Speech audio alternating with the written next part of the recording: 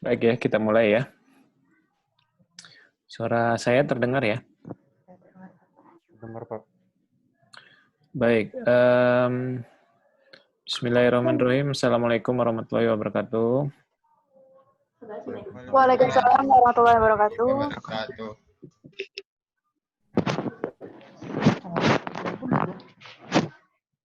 Baik, oke. Saya harap teman-teman bisa unmute sendiri ya, daripada saya yang unmute nanti. Kemudian kalau memang mau buka videonya silahkan, mau ditutup juga silahkan. Tapi intinya semoga apa yang kita sampaikan, apa yang kita hari ini diskusikan bisa sampai ke pemikiran teman-teman semua gitu ya. Amin. Baik, hari ini kuliah perdana kita ada 3 dosen. Yang pertama saya, Bu Meli, dan Bu Desi. Kemungkinan minggu depan ada Bu Meli, 2 kali pertemuan akan diambil alih oleh Bu Meli. Bu Meli akan bicara pengantar, kemudian nanti saya dan Bu Desi akan lebih bicara teknis ya, akan lebih banyak studi kasus. Artinya teori, hakikat, dan hak dan kewajiban dari suatu organisasi internasional, baik sejarah maupun organisasi modern. Anda akan dapatkan teorinya nanti dengan Bu Meli. Saya dan Bu Desi akan bicara lebih banyak ke studi kasus. Artinya nanti kesepakatan dari kawan-kawan semua mau mengambil contoh kasus apa. Kasus di sini bukan kasus konflik atau sengketa ya. Mengambil objek organisasi internasional apa. Nah, jadi kita juga harus tahu nanti pembagian organisasi internasional itu seperti apa. Nah, di diskusi awal ini saya ingin diskusi saja selayang pandang sejauh mana teman-teman paham akan organisasi internasional seperti itu ya. Di sini ada yang sudah ngambil belum? Belum semua ya. Kalau kemarin tuh ada Chris ya, kalau nggak salah angkatan kalian ya. Chris sama Mirza, Pak. Chris sama Mirja, oke. Saya coba share screen sebentar apa yang tadi saya sudah perlihatkan.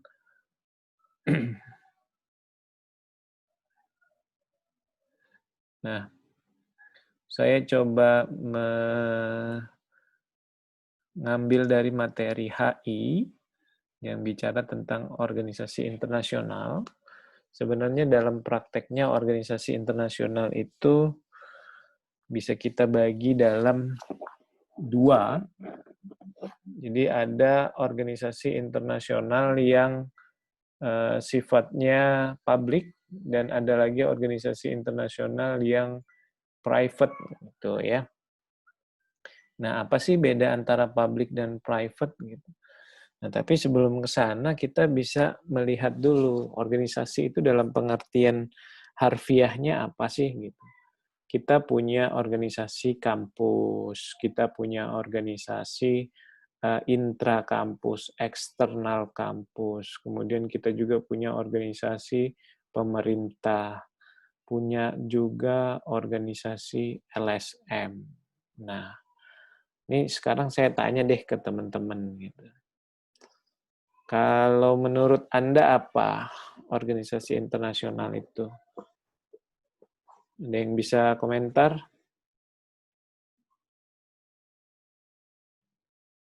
Kalau nggak saya tunjuk ya. Jadi jangan kita kuliah itu kayak kuliah anak SD, SMP, atau SMA gitu ya. Cuma satu arah gitu. Nah, saya maunya 2 arah. Jadi banyak judul-judul yang Anda ambil itu kaitannya dengan organisasi internasional. Nah, kalau kalian mengambil itu, nah kira-kira apa gitu loh. Contoh, Charlie nulis apa, Syawal nulis apa. Kemarin si Salsabila tadi menghadap saya, dia mau nulis konflik. Nah, konflik. Kemudian lembaga, ada lembaga penyelesaian sengketa. Lembaga penyelesaian sengketanya itu disebut organisasi apa bukan, gitu ya. Kemudian Nadia bicara tentang COVID-19 gitu. Organisasi internasionalnya bicara WHO. WHO itu termasuk organisasi internasional atau bukan? Gitu. Nah, kadang-kadang kita tahu namanya sebagai organisasi internasional, tapi nggak tahu mengartikannya seperti apa. Gitu. Ayo, siapa? Anak HI. Jangan diam-diam aja. Ya, Giska. Pak. Oh ya, Giska dulu deh. Cewek duluan ya, Dok. Siap, ladies first. Kalau menurut saya, jadi organisasi internasional adalah perkumpulan antar negara atau pihak-pihak yang sifatnya itu mengikat gitu, Pak. Ada kontrak, bukan ada kontraknya, kayak ada dasar hukumnya gitu, Pak. Cuma negara aja. Kalau menurut saya iya, Pak. Oke, ada yang lain? Siapa? Saya, Pak. Ya, silakan. Organisasi internasional menurut saya itu adalah suatu badan atau perhimpunan yang dibentuk oleh negara-negara di dunia dalam rangka mencapai tujuan dan cita-cita bersama, Pak. Anggotanya negara doang. Bisa ya, bisa tidak, Pak? Contohnya iya, contohnya tidak. Apa ya? Oke, ada yang lain? Juga, Pak. Ya, juga. Dari Uni Eropa juga saya belajar organisasi internasional merupakan himpunan negara-negara yang terikat dalam suatu perjanjian, Pak. Yang perjanjian itu eksklusif, tidak dimiliki oleh negara yang tidak masuk ke dalam perjanjian itu. Oke. Berarti anggotanya negara doang. Selain negara boleh nggak? Oh iya, ada dua tipe. Ada intergovernmental organization, antar pemerintah, dan yang non-pemerintah, non-governmental organization. Bisa, Pak, oleh negara. Kalau non-governmental, itu apa contohnya? UNESCO. UNESCO bukan negara.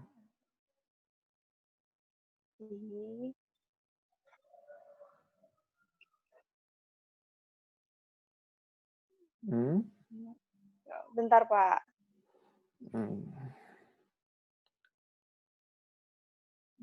Oh iya, negara UNESCO. Ada yang lain?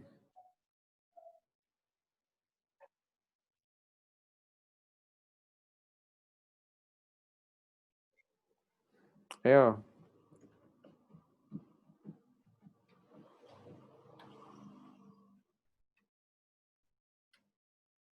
Kartika.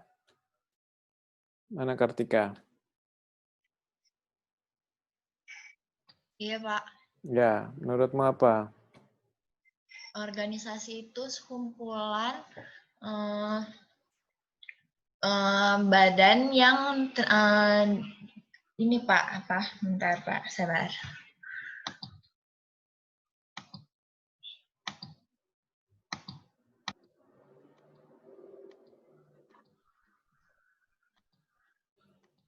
Nyari dulu ya di internet ya. Kalau menurut saya, organisasi internasional itu bukan negara doang, Pak, di dalamnya. Ya, apa? Bisa, kalau misalnya tadi yang disebut juga non-governmental organization itu, contohnya kalau di Indonesia ada Indonesian Corruption Watch. Indonesian Corruption Watch. Membernya apa? Siapa aja membernya?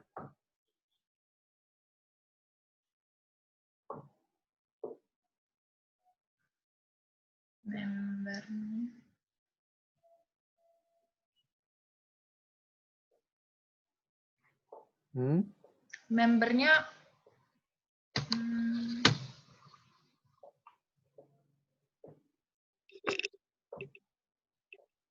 Oke, sambil cari ya. Coba Dimas. Mana Dimas? Tidur ya? Hadir Pak. Sorry Pak, nggak ininya tutup, hilang. Ya. Jadi organisasi internasional merupakan sebuah wadah atau badan yang bersifat internasional, yang mana badan tersebut memiliki fungsi dan tujuan masing-masing. Dari fungsinya tersebut, badan organisasi internasional ini memiliki dua jenis organisasi, yakni organisasi internasional publik ataupun organisasi internasional private. Dan juga di dalam organisasi internasional ini terdapat dua jenis organisasi internasional yang seperti tadi yang kawan-kawan bilang, ada organisasi internasional yang anggotanya berasal daripada negara, dan juga ada organisasi internasional yang non-government, gitu Pak, bukan dari negara. Yang sifatnya internasional itu sifat apa ya? Jadi lintas batas gitu Pak, secara lintas batas negara. Oke, sebentar ya. Ada gangguan.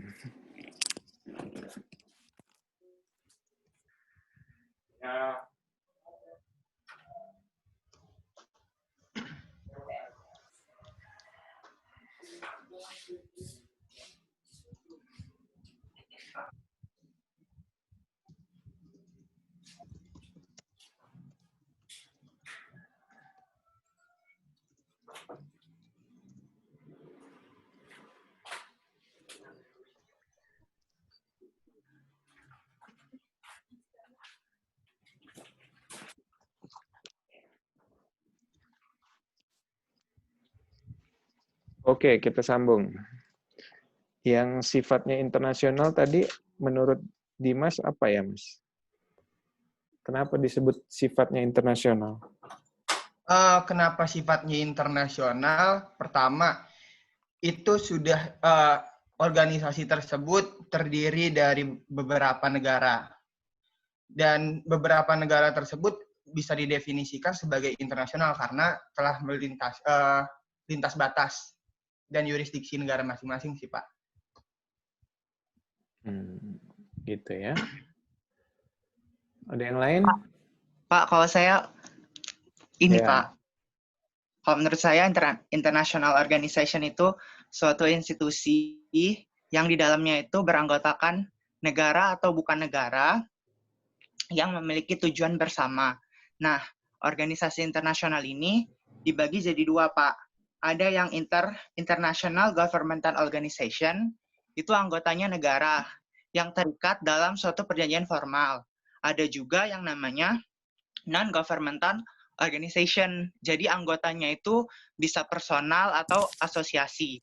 Contohnya, kalau yang intergovernmental organization itu kayak ASEAN gitu Pak, atau Uni Eropa, kan anggotanya negara. Nah terus, kalau yang NGO itu contohnya kayak WWF, Red Cross, kayak gitu Pak. Oke. Ada yang mau kasih opini lain? Saya Pak. Ya.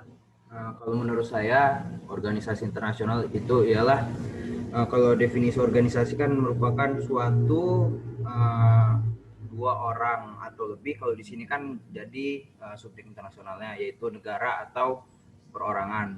Jadi dua negara atau lebih yang memiliki tujuan bersama dan memiliki anggaran dasar atau anggaran rumah tangga, Pak. Landasan peraturannya. Begitu, Pak. Oke. Ada yang lain? Cukup? Nah, coba kita baca dulu ya.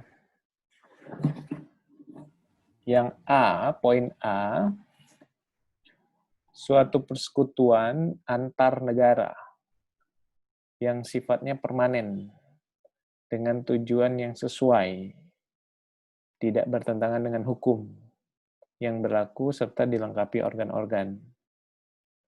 Kemudian yang kedua, suatu kekuasaan hukum yang dapat dilaksanakan oleh organisasi internasional itu sendiri. Tidak saja hubungannya dengan sistem hukum nasional dari satu atau lebih negara, tetapi juga pada tingkat internasional. Itu saya ambil dari unsurnya dari Ian Brownlee. Ya. Nah, dari sini kita bisa melihat ya, ternyata ini pengertian dari public organizations, international public organization. Nah, kalau yang tadi kita munculkan itu sekarang banyak.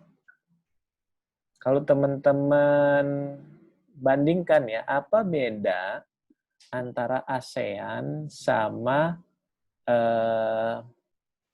yang paling gampang aja deh. Pernah nggak Anda nonton MotoGP? Kalau yang laki-laki tahu lah ya. Olahraga balap motor dunia. Pernah nggak nonton? Atau paling gampang deh, paling gampang ini deh. FIFA. Olimpiade. Dan ya. Oke, Persatuan Bola Dunia. Itu organisasi internasional bukan? Iya, internasional, Pak. Nah, Iya, Pak, internasional. Anggotanya siapa itu? Anggotanya asosiasi, kalau FIFA asosiasi sepak bola di tiap negara, Pak. Tiap negara.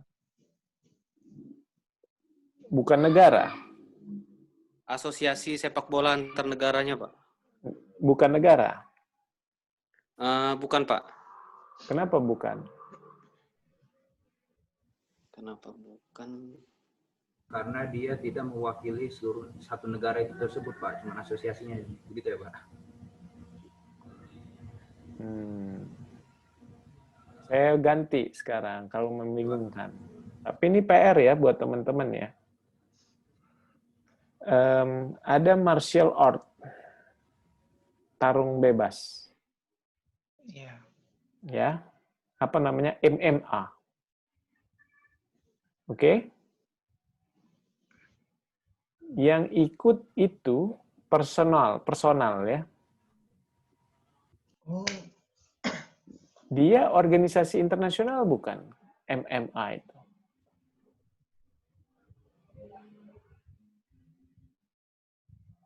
Nasional, Pak. Nah, saya lebih suka begini ya, kuliah bukan monoton, saya harus jelasin pengertian ini, enggak. Tapi saya tumburkan dengan kasus. Kalau bicara pengertian, well, teman-teman nanti saya kasih kopi bukunya Sumario Suryo Hadikusumo ya. Guru besar Unpad, dia mantan administrasi UN kalau tidak salah ya. Nah, nanti kita coba cek gitu ya. Nah, sekarang saya coba kita sama-sama buka lah ya. Bentar. Bisa nggak share screen ini web ya? Sebentar ya. Oke, Google Chrome.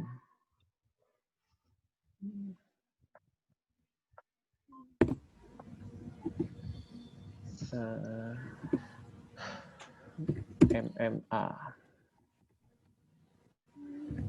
Pak. Apa? Enggak, tadi kalau yang kata, mungkin saya ada kepikiran, Pak, yang tentang yang FIFA tadi, Pak. Kalau dibilang membernya adalah negara, saya sepakat sih, Pak. Karena FIFA bukan PSSI itu adalah ejawantah daripada negara Indonesia sebagai perwakilan dari negara Indonesia yang dalam hal ini adalah sebuah lembaga yang mewakili seluruh negara Indonesia dalam hal persepak bolaan. Itu sih, Pak.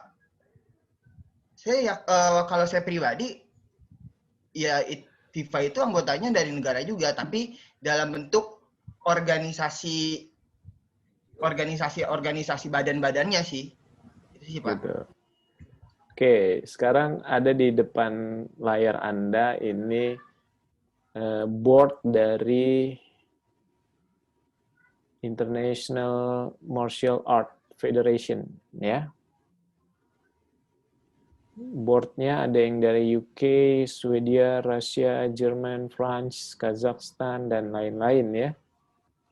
Kemudian kita lihat ada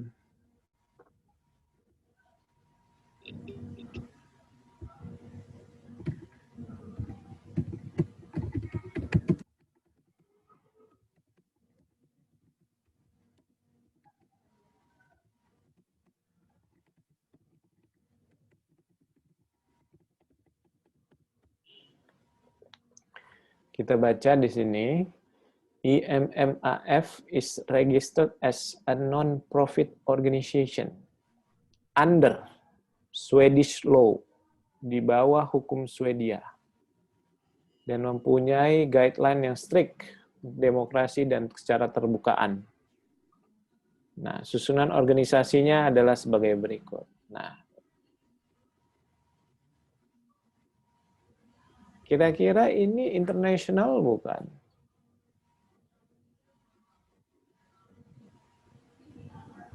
Menurut saya dia tetap internasional, Pak. Kenapa? Ya karena memang sudah sewajarnya sih Pak kalau misalnya bergabungan antar negara-negara, itu kan ada unsur asing di dalamnya. Jadi setiap negara pasti beda-beda.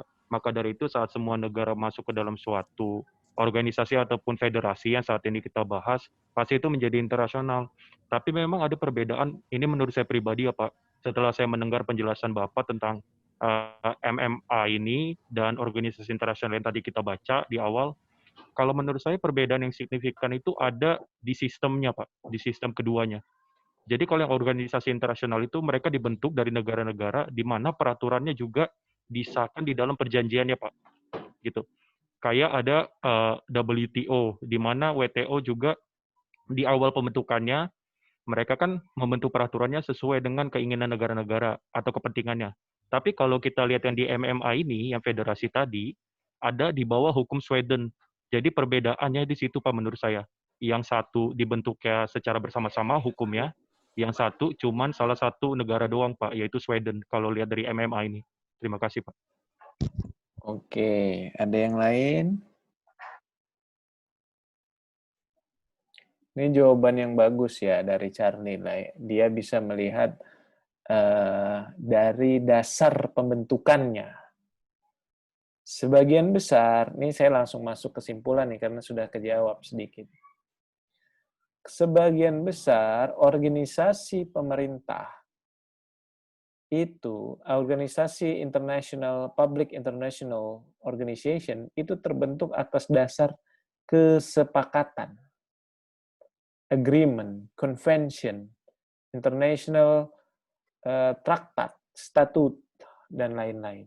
Ya. Tetapi kalau kita bicara asosiasi federasi yang anggotanya notabene-nya bukan negara, tetapi juga asosiasi, itu berdasarkan hukum beberapa negara saja. Atau salah satu negara. Contoh, dia didirikan di Swedia dengan izin notarisnya Swedia, izin Kementerian Hukum dan HAM-nya Swedia. Nah, gitu ya. Nah, negara-negara lain harus tunduk mengikuti aturan yang sudah ada. Nah, sedangkan organisasi-organisasi pemerintah itu tunduk atas dasar kesepakatan yang memang mereka buat. Kalau nggak sepakat ya nggak usah ikut. Gitu. Nah, itu beda yang paling utama, yaitu dasar pembentukan dari organisasi internasional. Nah, itulah jadi pembeda utama. Kemudian kita lihat membernya siapa? Kalau International Public Organization, otomatis dia negara. Kita lihat di UN, Ada nggak organisasi selain negara? Nggak ada. Jadi kalau Anda pertama kali melihat sebuah organisasi internasional, yang harus Anda lihat adalah member untuk mengetahui bahwa organisasi ini public or private. Public dan private ini bukan skup tujuannya ya, tetapi ada juga yang sifatnya private tapi skupnya public, gitu loh. Ngerti ya? Walaupun bidangnya keekonomian, kemudian perdagangan, contoh saya ambil ICSID. ICSID itu lembaga untuk menyelesaikan permasalahan investasi, ekonomi yang dalam ranah hukum itu masuk perdata ekonomi gitu ya. Nah, tetapi dalam kacamata organisasi internasional dia publik. Kenapa? Membernya siapa? Membernya itu adalah perusahaan yang mewakili negara. Gitu loh.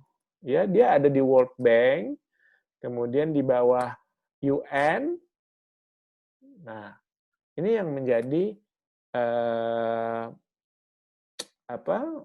poin pembeda antara public and private organization, international organizations.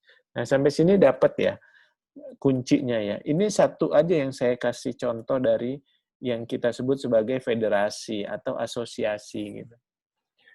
Nah, nama itu sekarang sangat sulit kita bedakan karena semuanya pakai organizations, federations, associations gitu. ASEAN pun walaupun namanya public, dia namanya Association Southeast Asia, gitu kan? ASEAN, gitu kan? Federasi, ada lagi yang federasi apa ya? Coba nanti dicari, kita sama-sama cari. Nah, nama itu sebenarnya juga bisa merepresentasikan yang sifatnya public or private. Tetapi kadang-kadang walaupun skupnya itu public, belum tentu dia sebagai public international law. Kalau yang concern ke lingkungan, misalnya Greenpeace gitu ya. Greenpeace itu organisasi internasional bukan? Organisasi internasional, membernya siapa? Nah, dia skupnya apa? Skupnya lingkungan gitu, yang istilahnya public gitu. Tapi dia bukan organisasi publik, dia organisasi private loh, gitu. Nah ini makanya teman-teman juga harus jeli ya melihat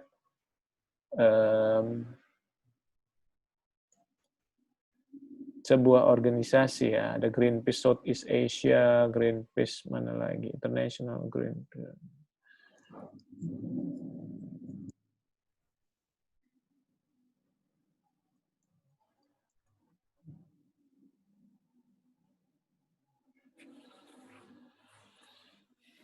Nah, kalau kita melihat ini nih.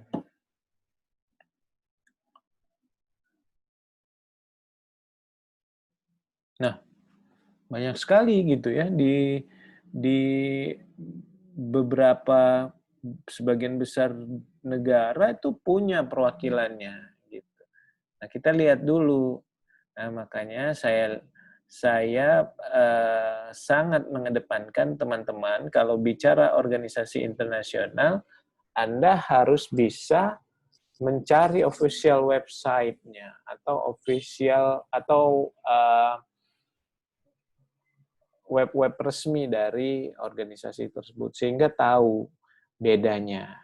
Nah, kira-kira sampai sini udah paham belum?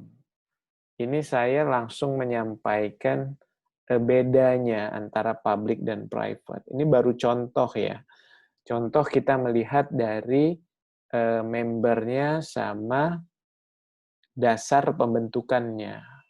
Ingat, pembedanya itu dasar pembentukan dengan anggotanya. Nah, kalau tujuan ini kita harus baca benar-benar. Kadang-kadang namanya beda, tujuannya apa gitu. Nah, sampai sini ada pertanyaan nggak? Maaf Pak, tadi mungkin saya agak masih kurang lambat nangkepnya. Yang perihal sifatnya private tapi interestnya publik, terus sebaliknya itu maksudnya gimana ya Pak ya? Sifatnya private, kemudian tujuannya public, atau gimana? Iya, yang Bapak sebutkan kayak Greenpeace ini kan, dia private company, private organization, tapi dia ngurusin public interest gitu, kayak lingkungan Pak, gitu. Oke. Jadi Anda jangan terkecoh gitu ya, bentuk tujuannya itu kan lingkungan ya. Lingkungan itu dalam sudut pandang atau kajian hukum, khususnya hukum internasional, lingkungan itu public atau private? Kalau menurut saya public, Pak. Public kan ya. Bicara laut, bicara hukum lingkungan, bicara diversity, pencemaran lingkungan laut, kemudian wilayah, perbatasan, asap, kemudian kebakaran hutan, itu ranah publik ya. Ranah di mana climate change gitu. Kesepakatan internasional yang sifatnya memang ranah publik. Tapi kalau lihat dari sudut pandang internasional, membernya siapa? Membernya adalah federasi, asosiasi yang belum tentu mewakili negara. Nah, jadi Greenpeace ini adalah contoh suatu lembaga organisasi internasional yang sifatnya private atau bersifat pribadi, bersifat federasi. Artinya membernya bukan negara-negara. Gitu loh. Membernya siapa? Ya orang-orang yang mau, atau asosiasi-asosiasi yang mau gabung. Misalnya kalau di Indonesia, Walhi masuk gabung nggak di Greenpeace? Kan bisa. Gitu ya. Nah, jadi jangan terkecoh gitu dengan judulnya, oh Greenpeace lingkungan, kemudian disebut kita sebagai Public International Organization. No, bukan. Kita harus melihat lagi tujuan dan lain-lainnya. Gitu. Sebenarnya pembedanya dua. Siapa sih yang mendirikan Greenpeace ini? Coba. Kira-kira negara-negara bukan?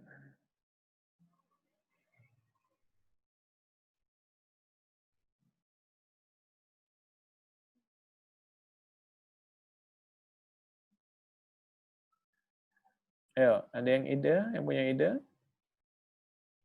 Yang mendirikan Greenpeace ini siapa? Atau yang mendirikan MMA tadi kan jelas tuh.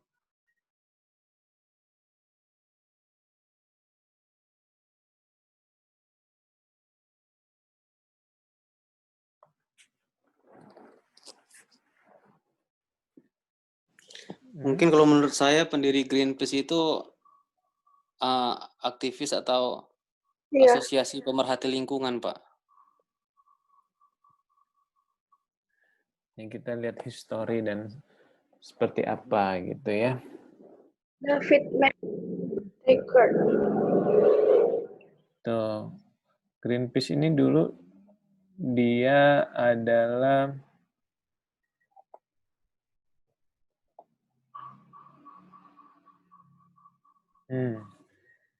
cuma satu orang aja gitu kan, beberapa orang. Kalau ngelihat historisnya ya.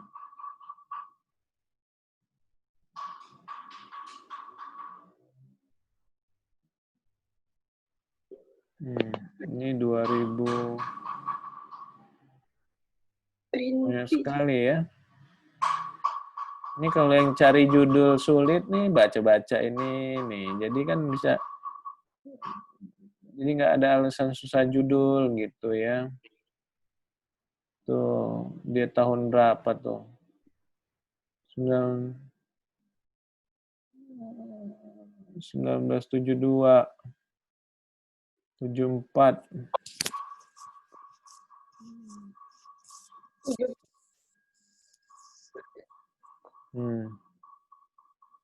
Nah, makanya sering-sering buka begini ya, gitu ya. Nah, balik lagi ke pertanyaan Charlie. Jadi, yang pertama, kita harus melihat dasar pembentukannya. Kemudian setelah dasar, terus membernya.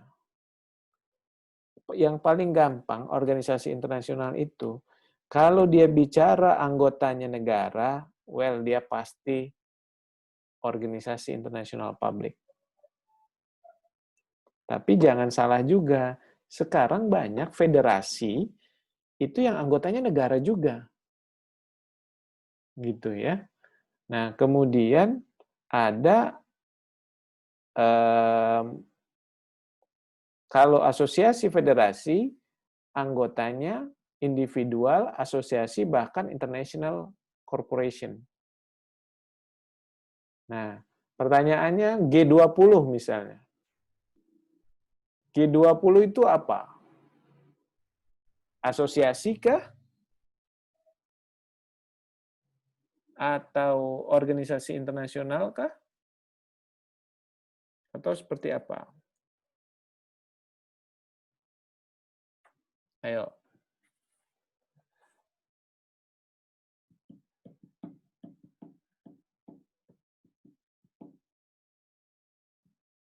Ini pertemuan pertama kita langsung explore ya. Jadi besok sama Bu Meli udah tahu kira-kira apa gitu bakal contohnya. Nah.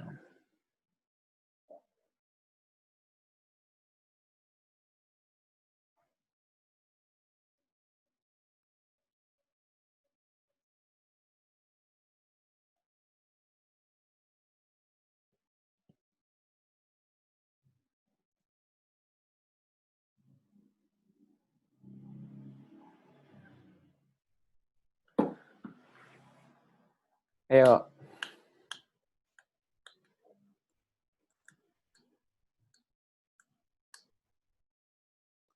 Ayo dong, pernah buka nggak ini?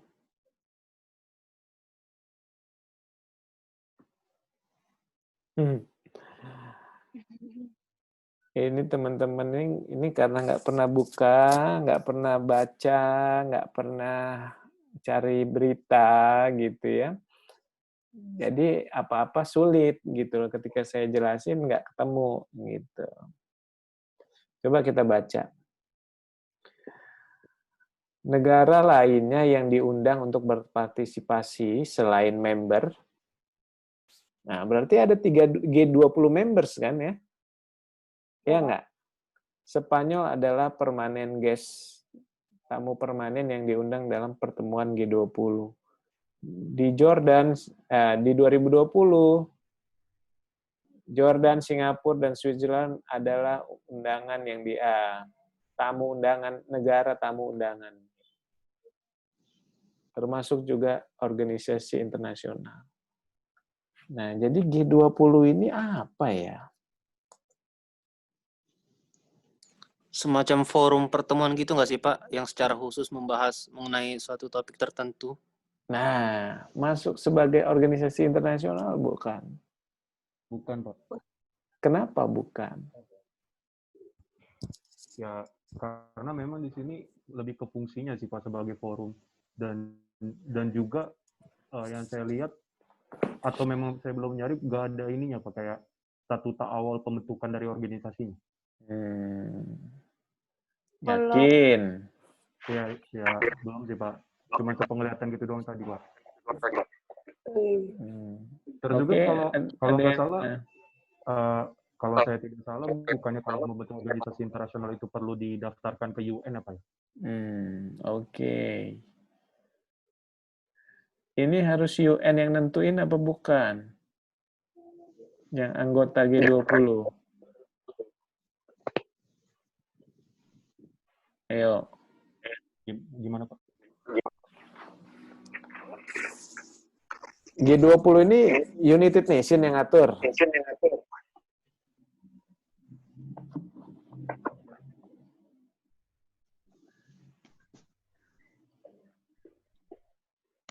Ayo. Oke ya, tugas Anda nanti ketemu saya lagi. Anda harus udah tahu apa bedanya organisasi internasional publik federasi,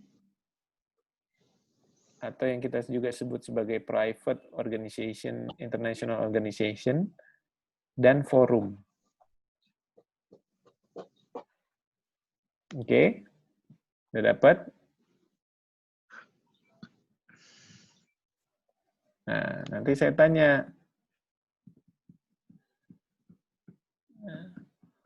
nyari jawabannya di mana? Nah, itulah tugas teman-teman yang katanya kaum milenial. Nah, gitu ya.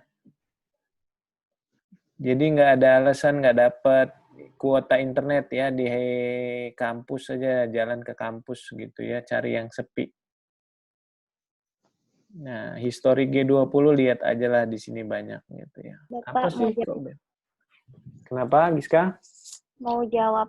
Jadi kalau menurut saya, kalau G20 itu dia bukan organisasi internasional. Karena kalau internasional itu status dari membernya itu harus permanen. Sedangkan kalau yang kayak West countries gitu, kalau menurut saya. G20 ada nggak yang permanen? Ada yang 20 member itu, tapi kan dia mengundang ini negara lain juga gitu. Tapi kurang tahu juga. Emang UN nggak bisa ngundang negara-negara lain?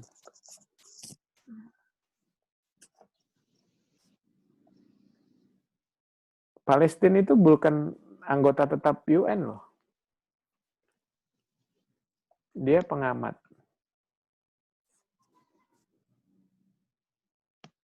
Ada lagi. Jadi dia belum otomatis sebagai anggota-anggota dari special agency dari PBB. Gimana tuh?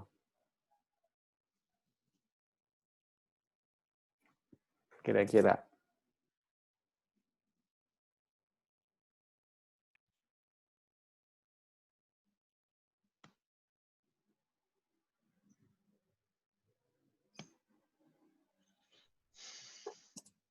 Pusing ya? Padahal mah gampang gitu, organisasi internasional gitu ya. Tapi pas kita masuk ke dalamnya, wah pusing juga ya ternyata ya. Apa ya bedanya ya? Gitu. Ada seniormu yang tugas di siapa ya kemarin itu yang ke NTB gitu. Nah, organisasi internasional peduli lingkungan dari Singapura gitu. Nah, kira-kira itu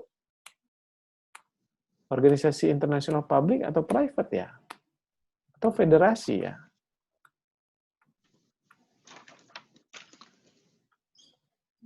Oke, biar tambah bingung, teman-teman kerjakan tugasnya. Ya, saya kira itu pengantar dari saya. Kita almost 45 menit sudah. Saya lebih suka memberi Anda kebingungan ya, sehingga Anda mencari, kemudian jangan sampai nggak mencari gitu ya. Anda harus mencari, kemudian Anda harus baca. Kalau nggak baca ya nggak bisa gitu. Oke, saya kasih satu lagi deh. Ada namanya itu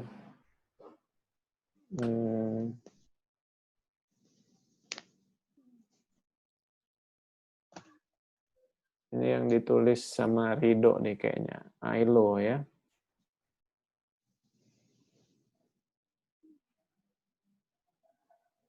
ILO ini organisasi internasional publik atau private?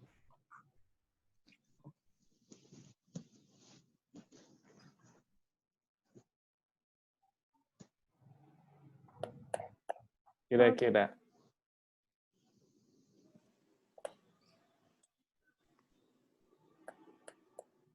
Ada yang mau jawab? Rido. Mana Rido? Skripsinya kan tentang Siapa? ini. Ini organisasi internasional publik atau private nih? Menurut saya private, Pak. Private? Iya, Pak. Atau publik?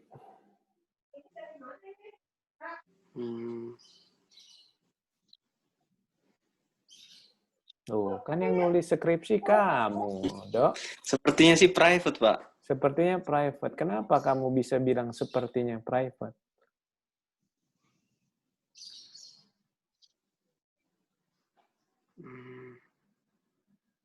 Coba.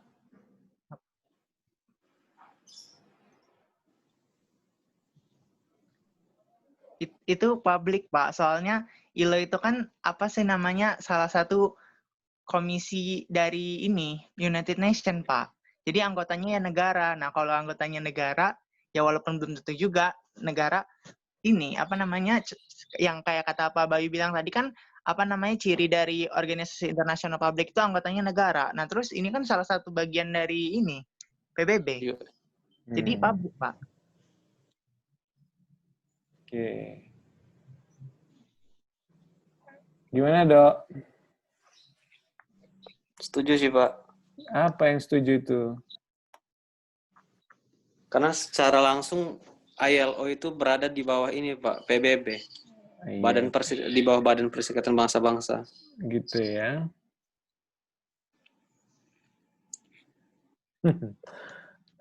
Oke, saya coba melingkari ya.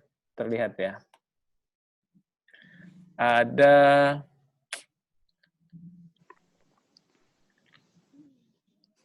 sebentar ya. Ini saya nggak pakai mouse jadi susah. Di sebelah kanan pojok atas ya, ILO is a special agency of the United Nations ya. Nanti kalau teman-teman punya kesempatan bukalah un.org itu apa isinya itu. Kalau kita lihat labor itu kan publik ya. Tapi di sini juga kemarin Ridho ada ngomongin kontrak gitu kan. Ada template gitu ya, ngomongin kontrak untuk pekerja. Kalau kontrak ranahnya mana nih? Private ya, perdata ya. Nah, tapi kita lihat membernya. Membernya siapa? Coba. Ada nggak di sini membernya?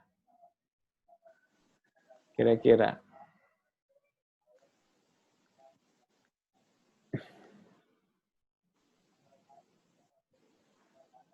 Boleh nggak kita UN?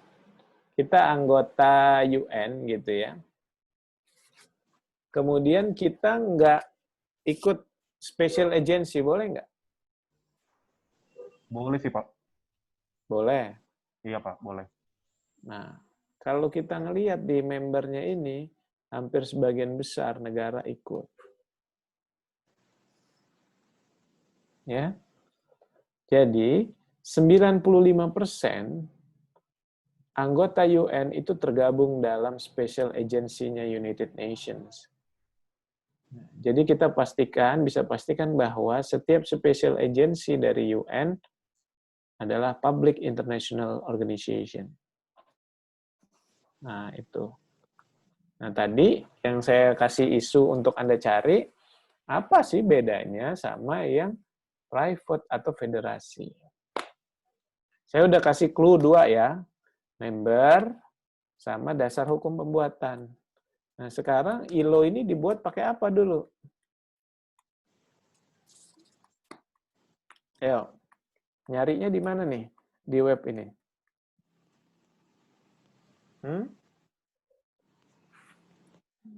Nah, ini lemot semua nih anak HI nih.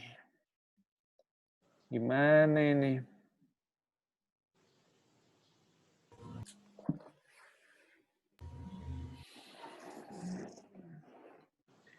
Oke ya. Nanti dibuka-buka ya. Jangan sampai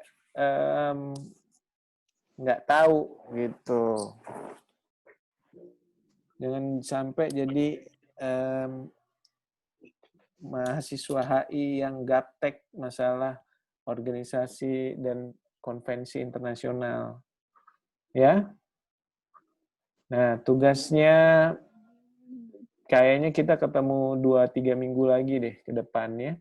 Jadi teman-teman nanti akan saya tanya kalau ketemu lagi. Oke, sampai sini ada pertanyaan nggak? Cukup, Pak. Cukup nggak ngertinya gitu? Cukup untuk mencari.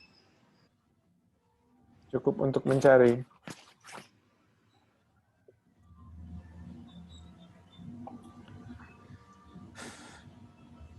Baca histori UN ya.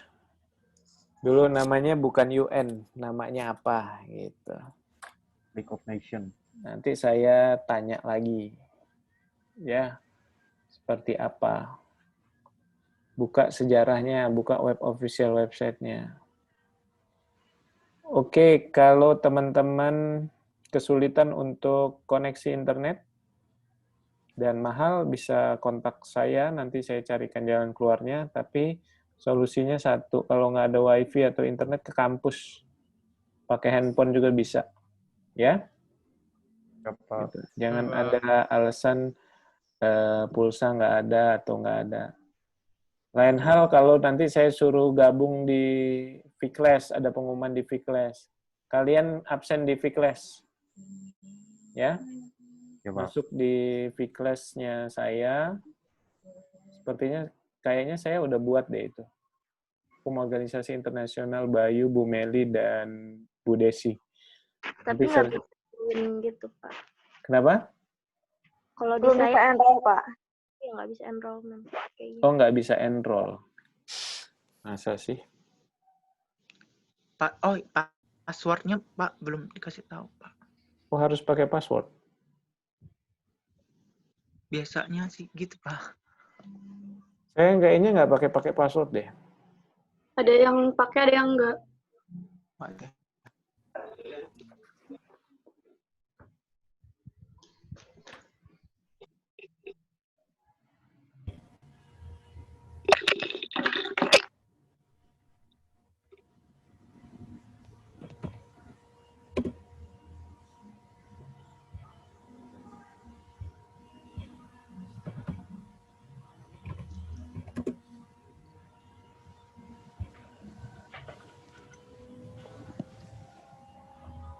Oke. Ternyata belum dimasukin ya. Saya nggak pakai password kok.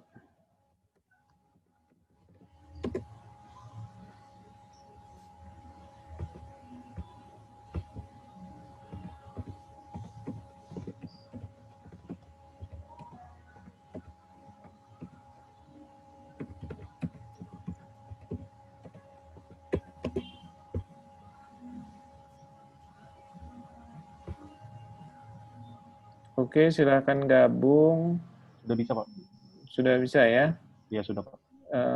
Kemudian nanti saya akan... salah lagi. Ada pendahuluan dan ruang lingkup, bisa dilihat. Nah, saya tambahkan forum biar teman-teman bisa cek.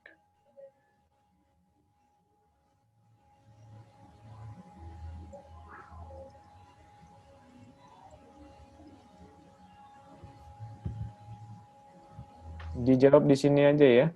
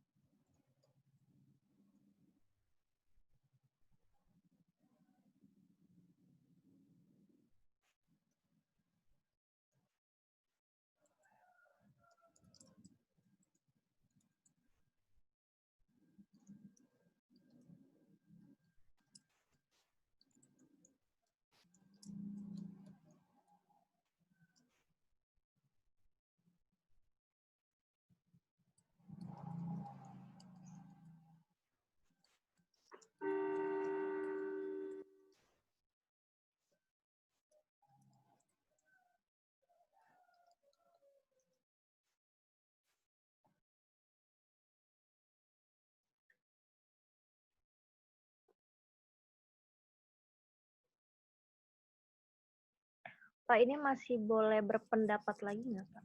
Boleh.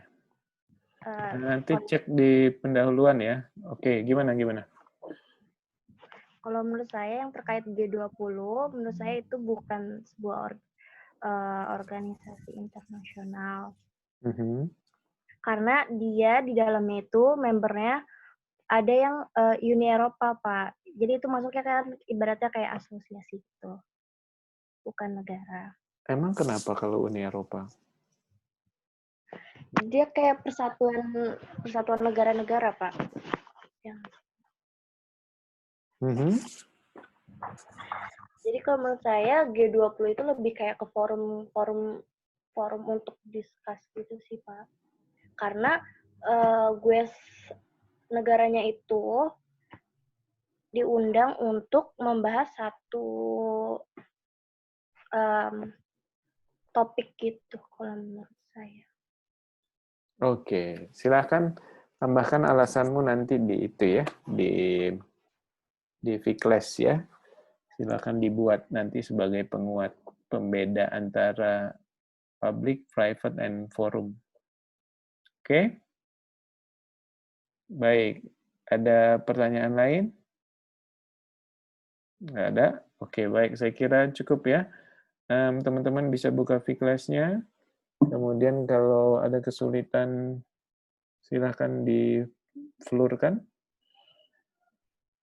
Nanti Jumat ada kuliah umum bagian hukum internasional kerjasama dengan UKMF Mahkamah. Itu bicara tentang profesi hukum. Kalau teman-teman berkesempatan, silahkan join. Nanti link Zoom-nya akan kami bagikan. Kurang lebih itu informasi dari saya. Lebih kurang saya mohon maaf. Saya akhiri. Billahi taufiq wal hidayah. Wassalamualaikum warahmatullahi wabarakatuh. Waalaikumsalam. Waalaikumsalam warahmatullahi wabarakatuh.